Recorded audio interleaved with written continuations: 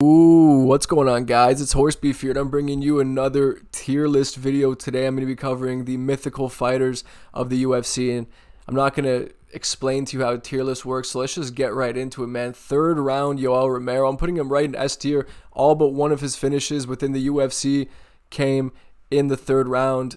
It was almost a given that he would find you in that round, would snipe you at some point or land some big flying knee. He got Tim Kennedy, Luke Rockhold, Lyoto Machida, among others, in the UFC during his tenure in the organization. So, yeah, S tier for Yoel Romero in the third round. 30% Kamaru Usman.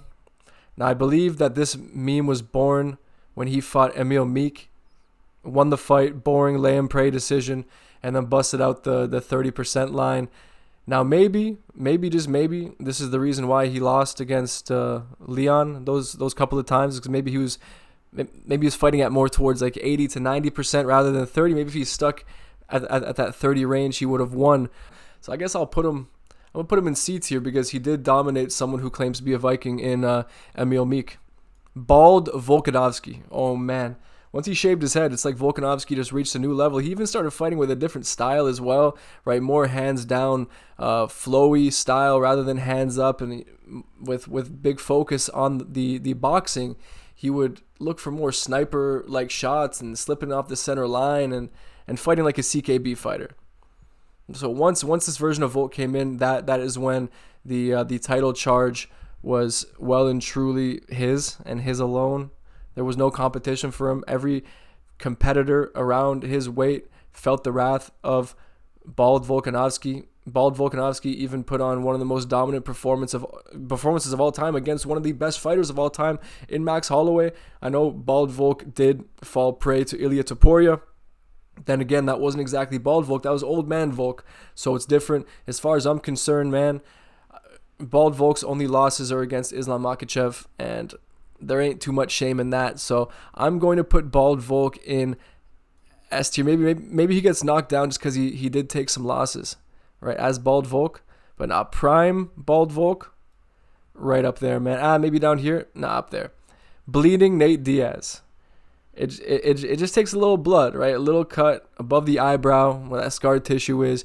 Once that is activated, the real Nate Diaz comes out to play, starts walking you down, peppering you with shots, pointing at you rather than finishing you or trying to finish you.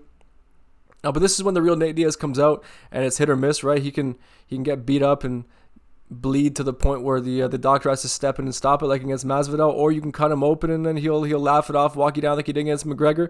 So end of the day, I think that bleeding Nate Diaz should be in B tier, right? Because whether he's bleeding or not, he doesn't have that high success rate as bleeding Nate Diaz. He just looks cool as hell when he's pointing at you while covered in blood. I love that kind of shit. But to be fair and to uphold some integrity, I must put him in B tier.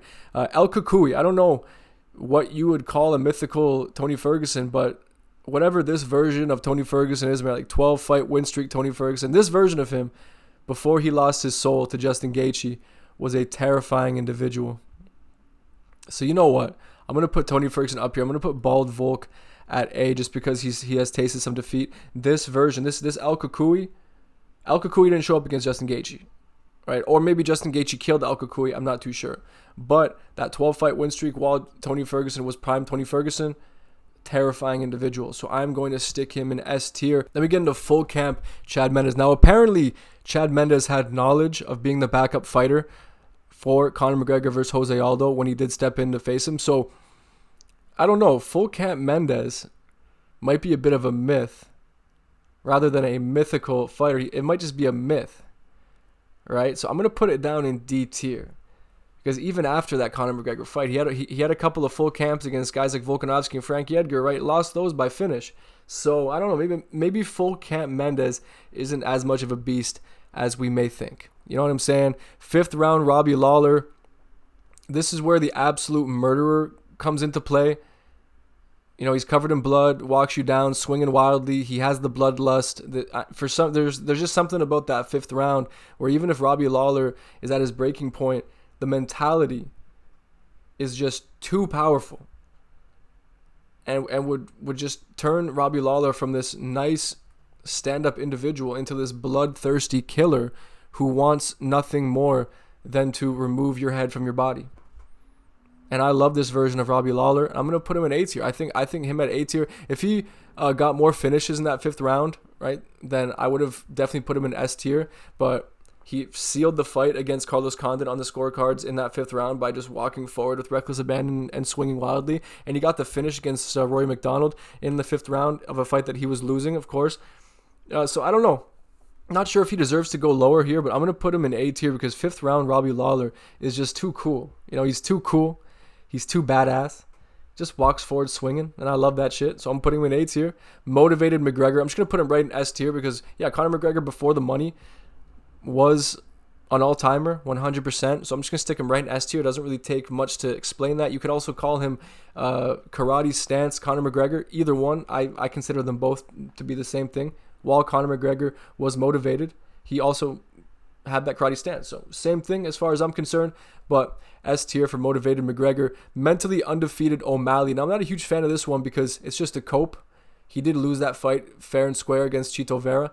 So I'm going to put him right in D tier there. Gyno Sanya, man. As like whether you agree with the accusations of steroids, now I'm just going to say he's allegedly on steroids, right? I haven't noticed the gyno as powerfully as before. Like the gyno power, it's not quite there. And I think since he lost the titty, or since the titty shrunk a little bit, he's actually been quite a bit worse, right? Like how are you just gonna get walked down by Sean Strickland? I would say that if Izzy had full gyno at that point, then he probably would have finished Sean Strickland at some point in that fight. So Gyno Sanya, he is an animal. He's definitely an animal. Although that would suggest that he's also a cheater if the accusations are to be true. So I'm going to put Gyno Sanya in C tier. I actually have a bit of respect for Gyno Sanya.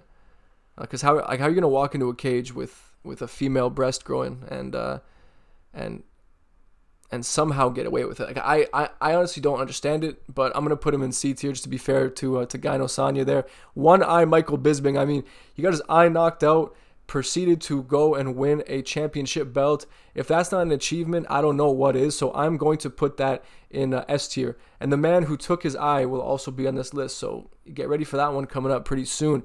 Oscar award-winning Aljamain Sterling. I mean, he won a belt, didn't he? Didn't he win a belt by acting? Yes, he did. So, I mean, the proof is in the pudding, right? But just because he screwed over my boy Peter Yan like that, I am going to put him in B tier. I wasn't too impressed with the acting. I mean, I think we could all tell that he was acting, but he still got away with it though. So I'm going to put it in B tier. And then to follow up with that, man, ONE FC rule set Peter Yan. This version of Peter Yan, if he wasn't robbed out of this title, he would still be reigning to this day. 15 plus title defenses, past John Jones, past Anderson Silva, past DJ, past GSP on the GOAT list. So ONE FC Peter Yan is going into S tier for no other reason than the fact that he's Peter Yan, baby. Fight me on that. He's S tier. Patient Ngannou. Man, Patient Ngannou was a scary man.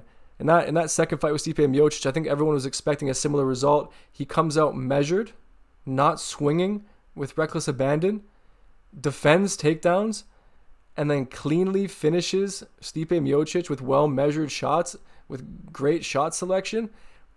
This Ngannou is a scary man. I'm going to put him in A tier with 5th round Lawler and Bald Volk. Then we get into 1st round Michael Chandler. I'm going to put him right in S tier. In the 1st round, he's one of the best fighters in the UFC.